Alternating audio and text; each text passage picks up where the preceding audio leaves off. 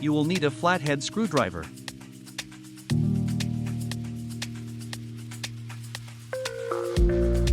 First, locate the vanity mirror light under the driver's side visor. Pull out the light housing.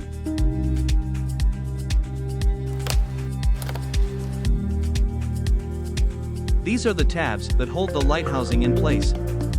Use the flathead screwdriver to remove the incandescent light bulb.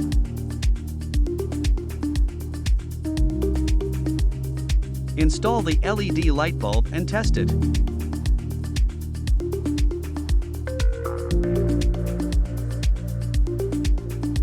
Bend the tabs inwards to insert the light housing and snap it in.